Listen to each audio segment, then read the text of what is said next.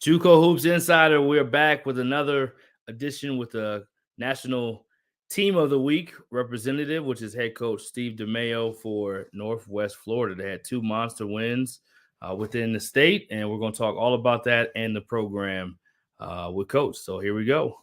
Coach, what up? How you feeling? Thanks for having me on. I appreciate it. Love what you do, man. Love what you do and love what you're doing for junior college basketball. Yeah, appreciate it. We're excited to have you on. You've been in junior college a little bit, Coach. You know a thing or two about this thing. So obviously, we'll talk about the week first.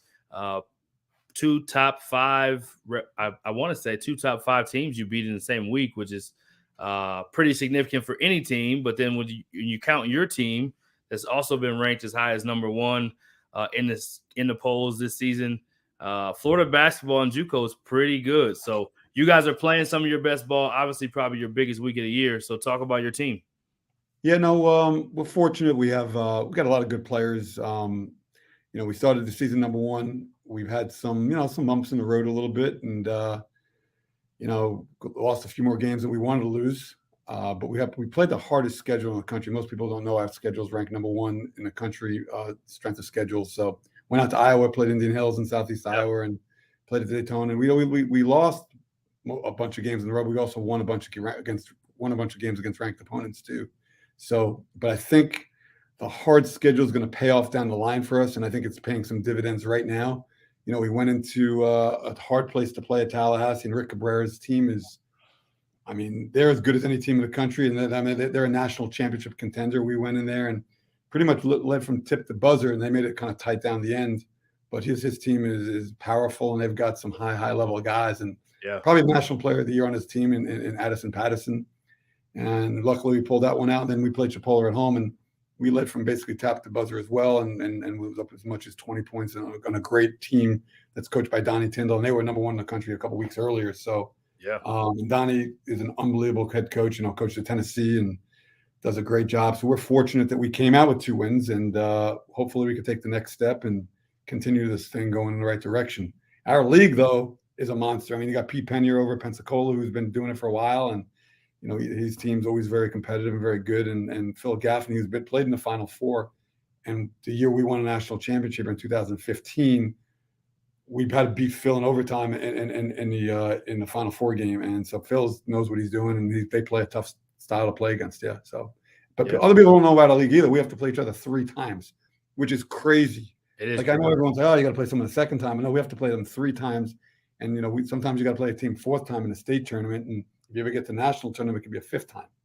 So there's a lot of factors that go into that. There's a lot of mind games that go into that. So this being my second stint around, I'm trying to figure it out still. Yeah, so you touched on a few things. So let's talk about the schedule first. You scheduled on purpose that hard. We had Hank on earlier in the year, actually after a win against you guys. Yep. And now you're here. We had Coach Cabrera on last week, and now you're on this week. So the Giants playing the Giants. But it's great for junior college basketball. Obviously, the ESPN Plus thing is really cool, but even when it's not, I thought you guys did a great job at Indian Hills with the promotion of it, and your program, you do a great job with it. So talk a little bit about what goes into making that kind of a schedule, because some people would be like, we just want to win. We want, you know what I mean? There's different ways. You've seen it done different ways, but now that there's a national tournament that has at-large bids, I'm assuming that plays a role. Tell us your philosophy in scheduling. Yeah, back when Calipari was at UMass, his deal was that I'll play anyone, anytime, anywhere. And we kind of have that same philosophy. It's not as easy because of travel and finances and stuff, but this year it kind of worked out where we had a couple games we needed, and Hank needed a couple games, and he invited us to come out there, and we took him up on the opportunity. But usually you play 2 teams in one location. We played Hank at his place and then drove over to Southeast the next day. So we played at 2 of the harder places to play in the country back-to-back nights. And I thought that was going to help us the long run, just basically making our guys understand how hard this thing is and build from there. Unfortunately, we didn't fare as well as we wanted to, but I think it's all coming together now. Our guys understand, how they have to play and how they're becoming a lot more coachable and learning different roles. And the other thing is I just took the program over again this year with no one that I coached before on the roster. And we lost 3 guys to Division I programs early August, which I think really, really affected our leadership and our maturity level in the locker room. So, I think we're starting to level things off and have some fun with this. And but yeah, but like I said, we'll play. We want to play anyone, anywhere, because I think in the long run, the committee is going to look at the strength of schedule.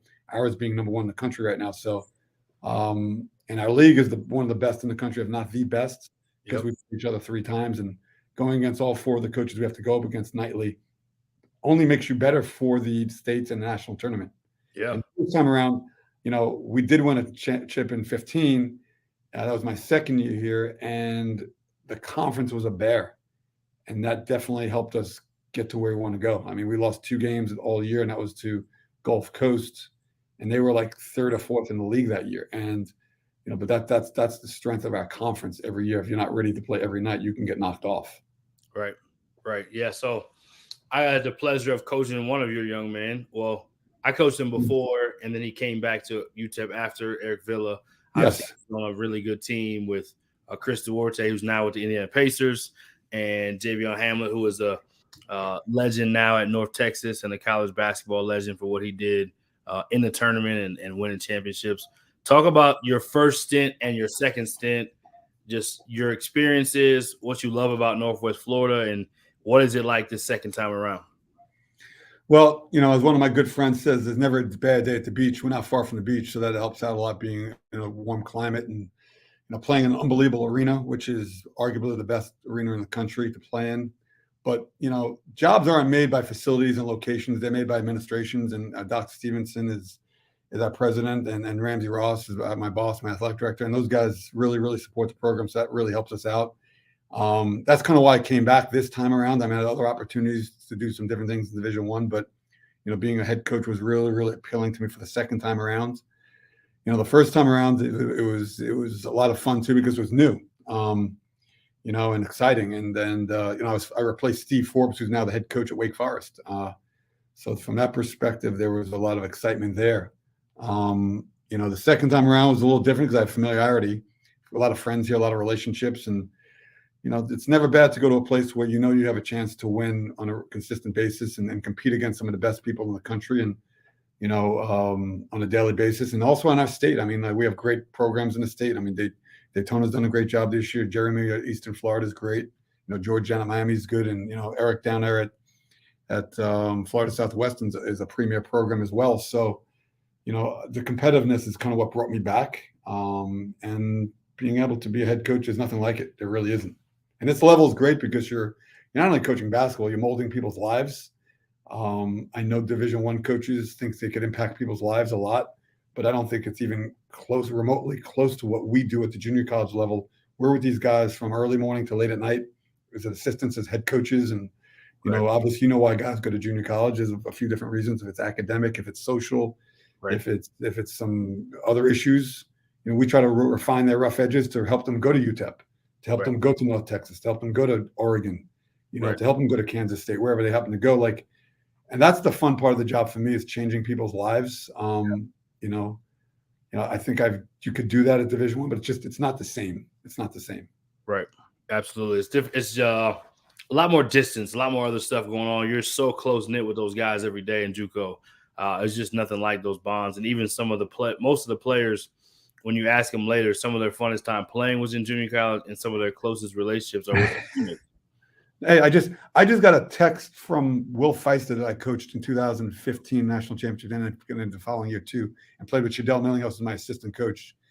And randomly, you get those text messages, the phone calls. He's playing in France now, so those are the cool things. And I know Division I, you always stay in touch with guys and stuff, but it's just great to hear the success stories of guys who came through these doors and didn't have any direction or didn't have opportunities, and now all of a sudden they're playing professional ball. They've got really, really good jobs, or they're started businesses, and and when they started out, they didn't have direction. The success stories and the transformation is definitely a big deal. That's one of the best parts about it. What's your thoughts about junior college basketball? Well, actually, I got a question for you. A former assistant of yours, he wanted me to ask you, why is it that you had NBA players coming off the bench and Chris Duarte and Xavier Moon? Hey, it's like the Dean Smith thing. Who's the only guy that keep Michael Jordan under 20? It was Dean Smith, right? So, part of the story is also, so Xavier Moon that's a good one, because Xavier Moon as a freshman was like 140, 145 pounds, whatever he was. And he wasn't quite good enough to play at that point. Then the second year he was going to start. And to his credit, we brought in a high major dude. And he knows I always started the sophomores and returners. I try to do that as much as possible. Right. He came into my office and said, Coach, I'm going to come off the bench because this guy needs to start. Wow. And to his credit, that was not only his mindset, but his work ethic was ridiculous. And, you know, I never would have imagined he would be playing for the Clippers, which he did last year. Now he's in the G League. But like, his story is one of the most unbelievable stories I've ever dealt with in my career. And I've watched a lot of guys come from no major guys to freaking high major guys to play in the NBA. So like, it was his attitude. And then Chris Duarte's story was the same thing. It was, you know, he just needed to mature a little bit, and we had a bunch of sophomores. And, you know, I try to keep these guys humble, because I think sometimes you give them too much too early. They go off the deep end. And, you know, obviously Chris matured, and he's done a great job for us as a sophomore. He's a player of the year, national player of the year. You know, went to Oregon, and even Dana also told me, he goes, I don't think he's as good as, he's not an NBA guy. That all of a sudden, like 2 years later, boom, he was the highest drafted guy they've ever had. You know, like, but he's matured and he put his work into it. And yeah, so it was two good stories. Is that Brandon Anthony asked you to ask that for me, or maybe? The sources. There's a lot of guys that ask me. Those are good ones. That's a good one. The sources are disclosed, but I was supposed to keep it tight knit. And then I heard another one from you is about a post game place that you go after wins. What's it called? Third Planet. Okay. Is there a story there? I don't know if there's a story there. Oh, there's plenty of stories there, but it was, I mean, you know, nothing bad though. Actually, that's the one thing I pride myself on is, you know, I don't drink much, and I just So I'm not sure which is that Roz. That must be Rosby Munchison with the story. There were Brandon, one of those guys. Tell me lead me into the story. We can continue it. Yeah. No, you're good. We'll save that for the end. I just want to at least give a little teaser that. Yep. Good spot. It's actually funny because we used to go there. It was like a local spot. There was a small little brewery down the block from campus. They opened up a massive brewery like about a mile away from us now, and they're actually helping us. They're going to help us do some promotions in the next couple of games. So nice. Yeah. What is your thoughts, Coach, as you've done junior college for a while, of the current state of junior college basketball as a whole, and then for 4-year coaches recruiting junior college? What's your thoughts on those kind of two topics? Yeah, you know, I think I don't think the talent is the same right this second, because of back in the day, we can recruit Division I guys, and the Division I guys now can go Division I to Division I without sitting out. We used to get a good portion of guys because they didn't want to sit out, right? So the level at the top isn't quite the same, or it won't be the same next year, because I think we're going to lose all the third-year COVID guys. But it's still really competitive, and I think there's a lot more high school guys that are becoming to junior college are really good. And I think it's going to be a place that should not be off Division I guys' radar to recruit. Like, I know a lot of guys will go to the portal, but like, you know, I think every team has to have a diverse background of players from different areas. If it's foreign guys, a junior college guy, a prep school guy, a high school guy, and a couple transfers. Like, I do think a lot of coaches are going to just live in the transfer portal, but I think they're going to get bitten in the butt if they keep doing that over and over. I do think there's value to recruiting from a place like Indian Hills or Tallahassee or Chipola or Daytona or Eastern Florida or Northwest Florida, like, because you know for a fact they're going to get coached, they're going to get challenged, they're going to get disciplined. You know, you're just taking these guys who are running from adverse situations in the portal because they're trying to get to a better situation. And you know, I think a lot of schools are learning that right now. Yeah, agreed. It's kind of a mixed bag, but I think coaches are starting to get a little more into junior college in the sense of there's a sense of grit, a sense of humility, a sense of wanting to prove. I mean, you even look at some of the guys that Dennis Gates brought with him from when he was at Cleveland State. Those guys are having success at a way higher level than people would have thought that they would have. So I think there's a little bit of the makeup of kids now that come from junior college that is helping those guys continue to have success. And I think it's the portal. There's enough sample size now of guys that are really great, but then those stories that are like, this didn't really work out. We thought it was, but it didn't. Because NIL is also making it a little bit messy with the portal, because guys sometimes are just chasing that instead of chasing actual winning. Yeah, so literally I just spoke to a couple of people in the last couple of days who said they lost guys to high majors, and the guys are just sitting the bench and they're not playing and they're not doing well. And I think people are just recruiting off of numbers and not getting into the whole story. They're not digging into why the kid didn't play at the school. And if you don't practice hard, you don't you're not you don't have a good attention span. Like, it doesn't matter. It just doesn't matter. Like, when guys are going, listen, translate. It doesn't. Yeah. It's an interesting dynamic, because I do feel like, getting back to the original question, junior college isn't being recruited quite as hard early. Yeah, I agree with that. But I really believe, like, I've gotten more phone calls in the last 2 or 3 weeks, not only because we're winning, because I think guys are realizing, hey, we need to keep a track on some of these guys. Right. That I think it's going to start coming back around in the next couple of weeks for everybody. Yeah, I agree. And this is your first time in that seat during this portal era, so yes, you'll get to see kind of a new sample size as it goes on. Because I think what I've gathered a little bit is that coaches kind of right after that first wave of portal, they dive heavy into junior college, is what it sounds like. So they maybe dive in yours a little faster because of how good you guys are. But talk about the players, since we're talking about how good you guys are as a team. Tell us about the players that are on your team that are recruitable, and kind of what they should be, what people can expect from them, and why they should recruit them. Sure.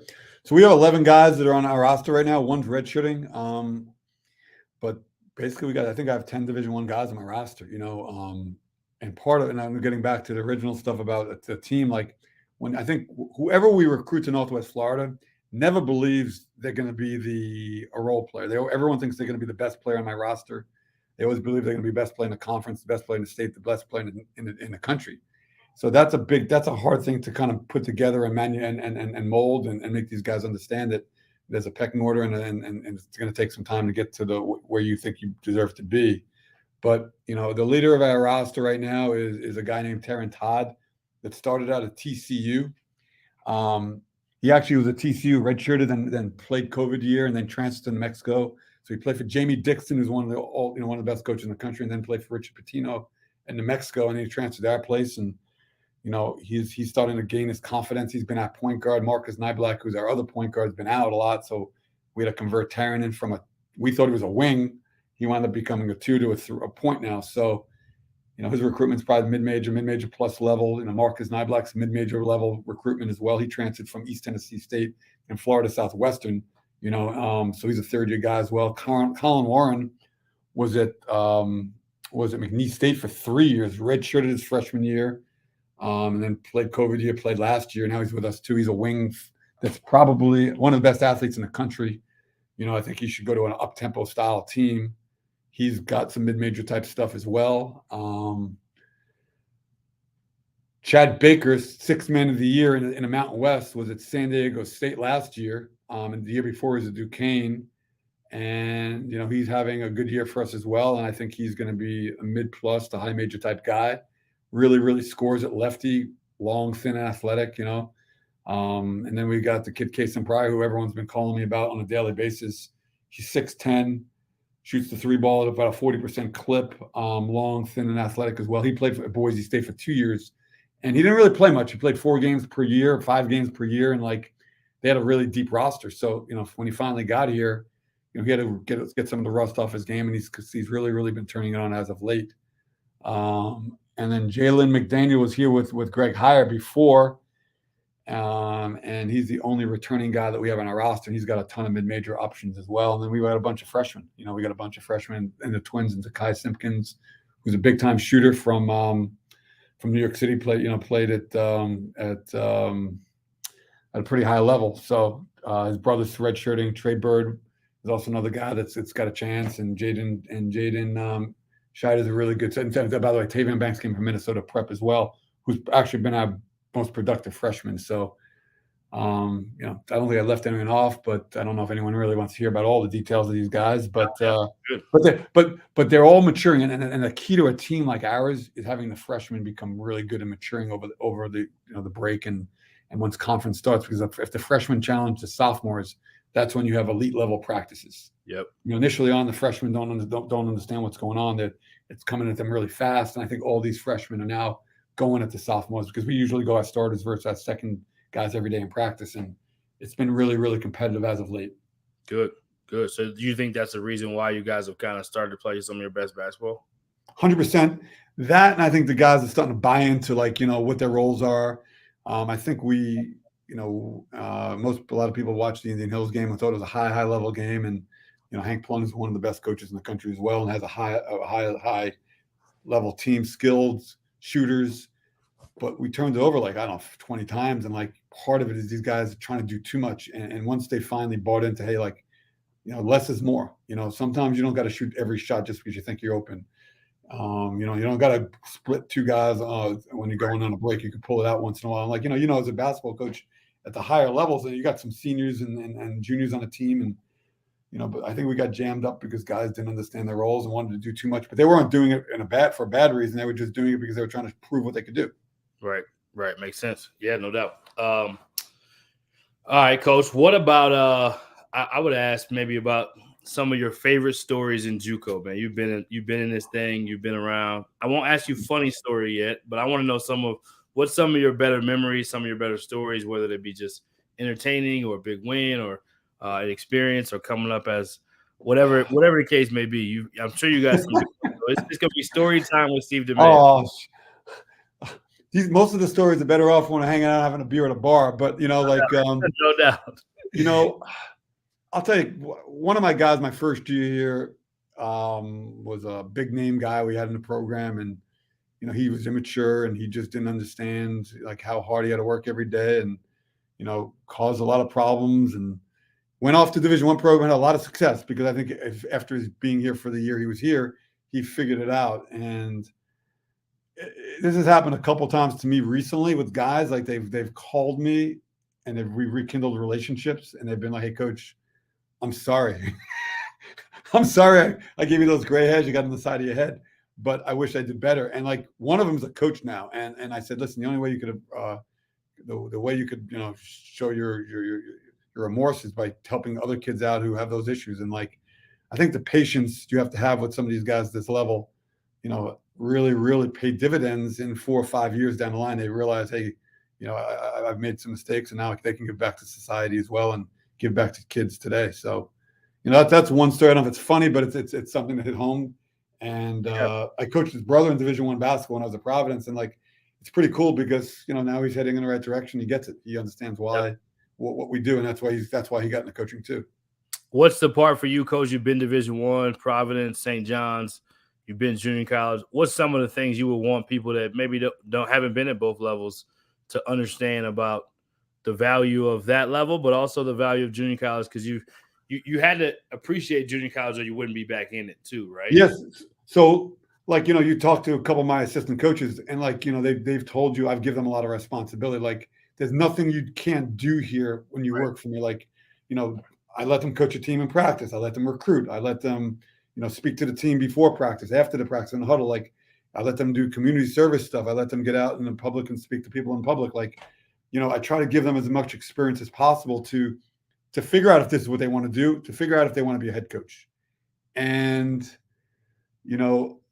from that experience, that's an undervalued thing that I don't talk about very often, is I get a lot of joy out of seeing my guys be successful. Like Matty Klein's at Missouri. He runs their offense there. It's unbelievable. Guys like that, you got, Grant McMillan, who's now the head coach of Navarro. And, Brandon Anthony's one of the few guys that I worked with that now runs a big time creative company for social media. He figured out, hey man, I want to do something outside of coaching, but it helped him with that. Rosby's at Idaho State, and Hank's a guy that I work with at Providence that's doing great things at his spot. Rory Kuhn's at Gulf Coast as a women's coach that they're top 5 in the country, as one of the best teams in the country. So that part of it's really exciting for me. And I think it's exciting to watch my assistants grow and mature and develop and see if they really like what they're doing. There's Tevin Baskin worked for me. He's a G League assistant coach with the Nets. There's a ton of guys. Glenn Mayo runs a recruiting service. So that's the part that I enjoy the most. I'm not sure if I totally answered that question, but no, it's good.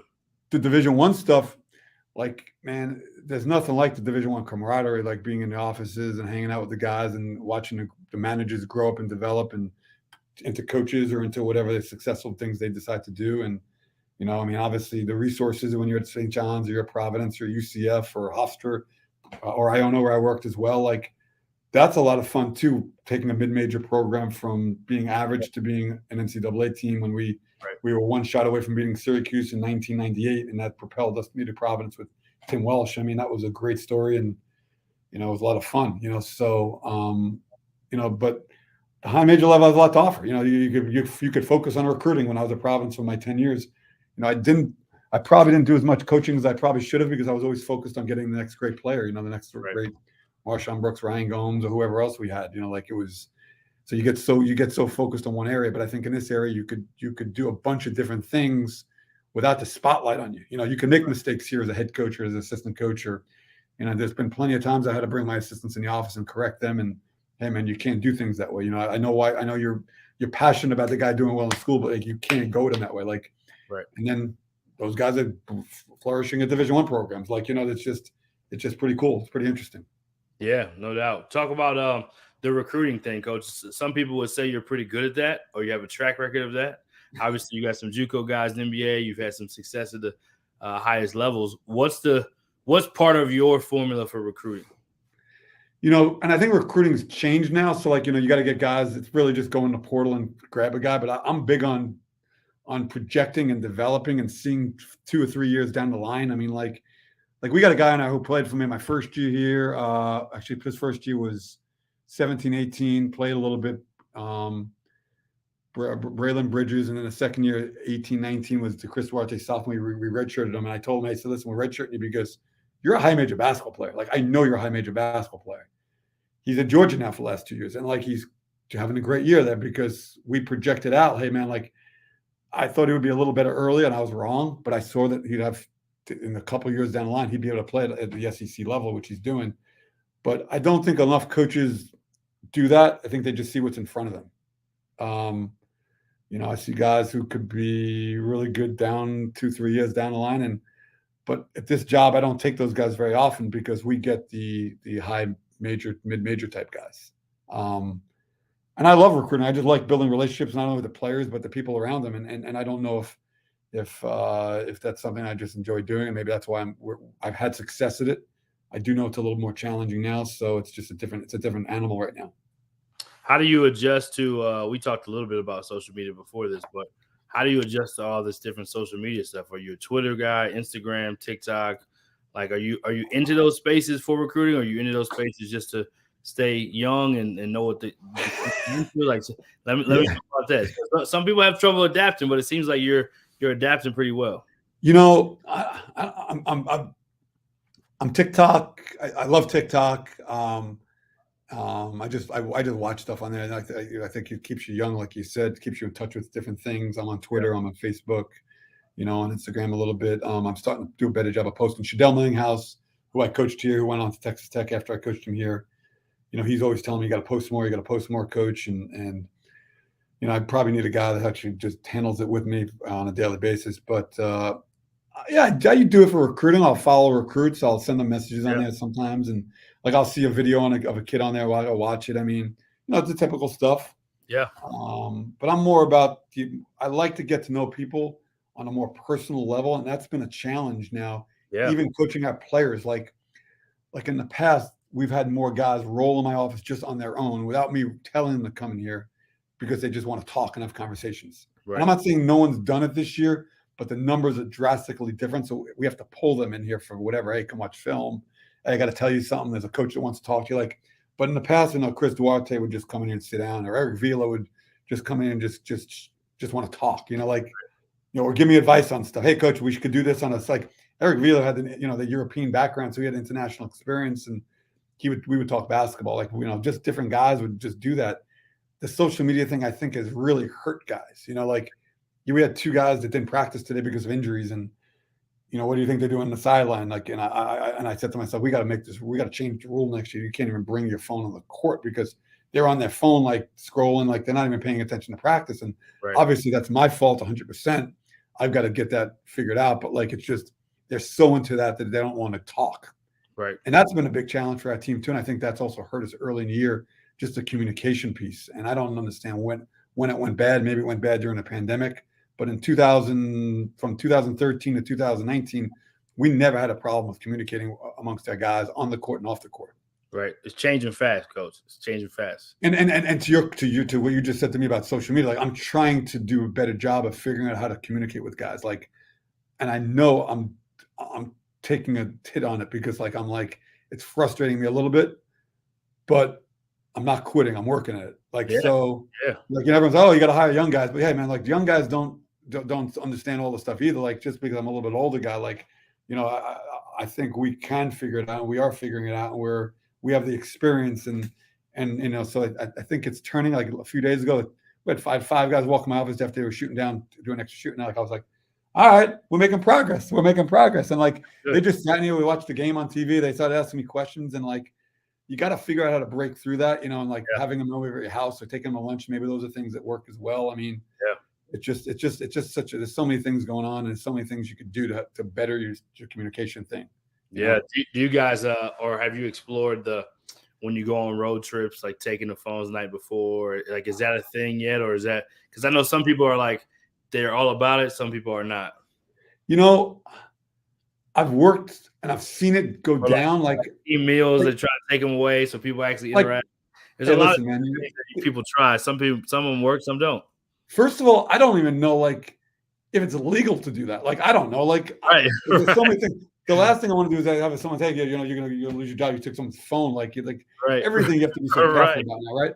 I'm not even kidding. Like what you say to people, and it's so like I know I've never really been that guy that's cursed guys or like just I'm not saying I don't drop one once in a while, but like there's an appropriate time to use it, but it's not at people and it's about like just to motivate people. But like end of the day, man, like it's a different era we live in, and you have to understand what buttons to push, and you got to understand it's more about interpersonal relationships, and you want to coach your team, but you also have to coach individuals differently. Like I mean, I had one of my young freshmen come, hey, well, you coach, why do you coach me different than you coach that guy? Well, the guy has different level of stuff that he's dealing with internally than you have. Like you came from a 2-parent family, you're well-spoken, you're intelligent, like you understand that like, you should do these things. This guy's still figuring it out.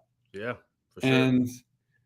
And it's hard to sometimes tell the guys that, but you got to do it because, when they start asking you the questions, you got to give them the truth to give them the real answer. Yeah. Everybody comes from a different walk of life, a different environment, and they're at a different social place and a different, mental place. So yes, everybody matures differently. So yeah, it's definitely that's the beauty of sports, though, right? You get to bring them all together, and that's the challenge of a coach is trying to figure out how do you get this pot of gumbo to all just go together and flow right.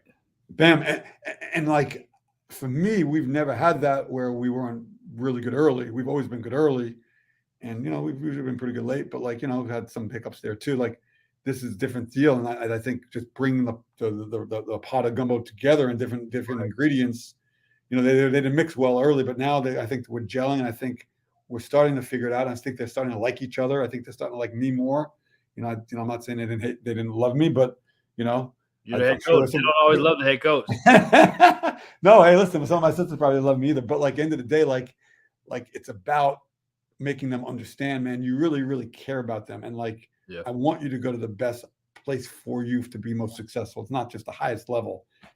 I know certain places, you can't go Chad Baker, or you can't go Marcus Nyblock, or you can't go Colin because it won't work. And I've watched, we had 42 guys go Division I in 6 years, which is, a pretty good number. I've had a couple of guys on some teams that I told them don't go and play for this guy because, first of all, they didn't invest the time, energy, and money. Like, if you really want to recruit a guy, like the head coach needs to be on your campus. The assistant needs to be on your campus multiple times. The head coach should be reaching out to your people as well. Yep. But when they don't do that, when they just grab you, man, when things don't go like they wanted or you don't play well, bam, you're dropped. And I try to tell these guys it, and sometimes they listen, sometimes they don't. And even some of my guys that I really, really loved and they loved me, 1 or 2 of them didn't listen, and they were like, Coach, I should listen. And I'm not trying to be that guy because I'm not, but I just about my 30, I've got 3 decades worth of experience on both sides of this thing. So that's kind of why I think we've had some success with recruiting. We've had some success sending guys places. What's your we'll close these last 2. I'll ask you the funny story, so you can come up with a funny one that's air appropriate, of course. Sure, of course. And then what's your advice for coaches that are in the business or even just in between spots and they're just trying to find their place in the business, whether you're young or trying to find your way in your middle of your career, whatever, what's your advice kind of for this business, this industry? I mean, it's so hard because it depends where they're at. Like if you're a young guy, I tell all young guys, hey, try to get onto the JC level because you can recruit guys. Your guys can be recruited. You can coach. You could do individual workouts. You could do a million different jobs. Versus if you go to a Division I and you're a GA, which I think there's value in that as well. But I think you need on the court coaching experience if that's what you want to do. If you're in the middle of your career, it depends on what your goals are. I mean, you have financial bills and things, and like it's so hard to get the right job in this business. I tell people all the time, winning is hard. It doesn't matter where you're at. If you're in North Carolina, you're at Boston College or you're at freaking St. Francis, New York. Winning is hard, and it's hard to get a job with someone that's got wings that's going to fly. Like most of us have to just take the first Division I opportunity we could take just to get that experience. And I know it's people outside the business world are like, well, why do you got to do that? Well, you don't get many opportunities. If Tim Welsh didn't offer me a job when I was a head coach at Monroe College in the Bronx when I was 30 years old, I don't know if I would have ever gotten a Division I chance. I tried to get on with Jay Wright at Hofstra the year before, but he decided to go in a different direction. And obviously he had wings and he took off, and Tim Welsh took off to go to Providence. So my story worked out, but there's not a lot of guys don't have those opportunities. So, but I think you got to just keep working as hard as you can, and hopefully you get noticed. And I think it's a different world now. I think it's not like you go to work at 5-star camp and you get right. Rick Pitino back in the day, Rick Pitino, John Calipari's of the world, and guys like that. They got found there. It's social media, man. It's doing things like this. That's how you get noticed. Building relationships with people like you and having you spread the word. The guy, these are good coaches, good guy I work with. I mean, that's the way it goes. Or getting with the search firms. Now it's a search firm world too. Yeah, it's a different world, man. So yeah, any funny story you got for us? We appreciate your time. It's been fun having you. Congrats on the success. There's a ton of stories. I mean, I just so maybe this is a good one. Probably. I think I was at Providence College back in 1999. I think. Yeah. I mean, Tim Welsh is my boy, like my guy. Like he's the best. He calls games on ESPN and stuff. He's one of the best in the business. He came out to Hutch with me. And when Hutch stuff during the national tournament, there's really no rooms back in '99. There were no rooms, so I was lucky enough to get a suite. And he got the king bed, I got the pull-out couch in the other room, right? So it's funny because literally, like, I had to stay. We were recruiting a kid named I think Lamont Rowland who went to LSU. I think they beat us on the kid. And Steve Forbes coached the kid at Burton Community College, and they were in a national tournament that year. I'm pretty sure. And we watched the kid, and Tim's like, yeah, we got to get him. We got to get him. He goes, but I got to go. He got to go to somewhere else to go watch the kid. So he was flying out that morning. And I guess it's a funny story. It's pretty comical. So as the good assistant I am, I walk out, I carry out his bag to the car. I put his bag in the car, and I'm like, shit, this thing's heavy. And I go back upstairs, and I didn't have to watch a game for a few hours, and I go freaking jump in the shower, and then I come out to get changed, and my clothes aren't in the closet. Apparently, he didn't realize he pushed all the clothes together, took all my clothes with him because I had everything on hanging. Okay. So all I had was what I was wearing was shorts and a t-shirt. I had to run over to like one of those department stores and go and and buy some clothes. Luckily, they were open. But like, those are the type of stories on Division I things. Like things happen. Like it's just funny. Like you just. Those things don't happen in junior college, but yeah, So we joke about that all the time. And he's like, yeah, I put my thing on a thing. I felt heavier than before. Like, yeah, you take all my stuff with you. Yeah, no wonder. We appreciate it, Coach. We'll let you have any last words, man. Thanks for taking the time. Good luck the rest of the way. And I appreciate what you do for junior college. I think more people are getting the word. Chris Parker. Who's done an incredible job of putting the ESPN package together, deserves a ton of credit for this. I know certain teams are on because they have the package, and hopefully next year we get aligned with that deal. Hopefully we can get on there a little more. Dean Myrick, who's the president of the coaches, the deal as well at NJCAA stuff. He's basketball chair. He does an incredible job, but I just think people like you and Brandon Globals of the world and. JUCO recruiting with Cody Hopkins. I think that those you guys are essential to what we do. to getting the word out about our players. And I think this thing's headed in the right direction with our championship game being on ESPNU. I think people can see the brand of the game and how fast paced it is. It's a lot of fun to watch. No doubt. There's a lot of really good coaches in this game as well. I mean, there's a ton of really good coaches that deserve some attention and deserve to be called up to higher places if it's Division I assistant jobs or Division I head jobs. And I think that's going to get the word out pretty quickly. Yeah, I agree. And there's a lot of when you go back to the history of junior college, we've talked about some of the NBA guys, JUCOs, but whether it's players in the NBA, whether it's coaches that are coaching in the NCAA tournaments and head coaches, yeah, there's just so much rich history. And I think, when you've spent the time in, which I have, I think, and you have an opportunity to give back to the game of junior college, it's important because otherwise people just can always just watch what's on ESPN and think that's the best thing ever. It's like now you got guys like yourself playing on ESPN and junior college basketball being featured and more stuff on social media. So we want to do our part. We appreciate it, and we're excited to keep supporting, man. Keep doing a great job with your team. And Hutch will be a lot of fun this year. It's going to be fun as always. So we expect you to be there, Coach. So we're expecting that. Knock on wood. We keep taking steps in the right direction. But yes, we'll see what happens. It's all about Pensacola on Saturday night. We're going to watch them. We have a bye week this week, so we're going to go over and watch them. They play Tallahassee. Tallahassee's at Pensacola tonight, and then we got Pensacola here. So, as I've used to say in the past, it's one day at a time. And with this group, I have to get back to that saying. I got to keep saying that, and hopefully we keep taking those steps. But I do appreciate you, and anything you ever need from us, we're there for you. Thank you, Coach. We appreciate it, and good luck the rest of the way.